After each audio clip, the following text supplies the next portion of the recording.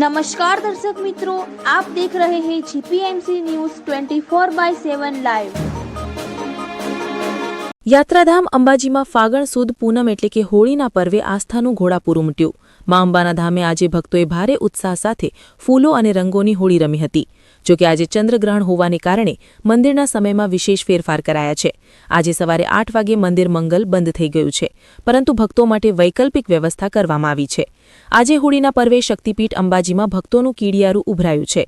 ચાચર ચોકમાં જય અંબેના નાદ સાથે ભક્તોએ એકબીજાને ગુલાલ લગાવીને હોળી પર્વની ઉજવણી કરી હતી। આ ખાસ અવસરે મંદિરના પૂજારીઓએ પણ ભક્તો પર પુષ્પવર્ષા કરી હતી, જેનાથી વાતાવરણ ભક્તિમય બની ગયું હતું।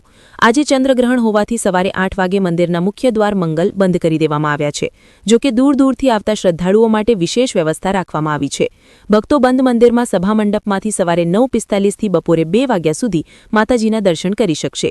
ગ્રહણના સૂતક અને વિધિ બાદ આજે રાત્રે મંદિરના નિયમિત ક્રમમાં પણ ફેરફાર છે। શયનકાળની વિશેષ આરતી રાત્રિના 9:30 કલાકે યોજાશે।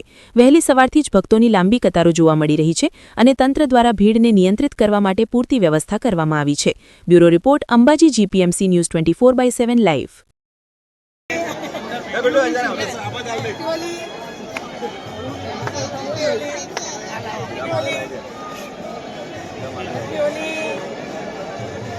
Happy Holi.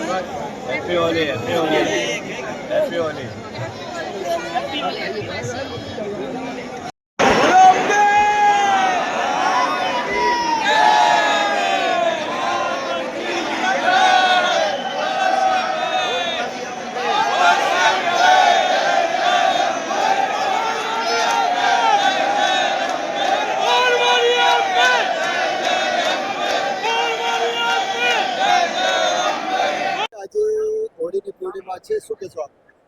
આજે મા અંબા જગતજનનીનો પૂનમનો દિવસ એટલે વર્ષોથી અમે અહીંયા માતાજીના દર્શન કરવા માટે અનેક ભક્તો સમગ્ર ગુજરાતમાંથી મા અંબાના ધામમાં આવે છે।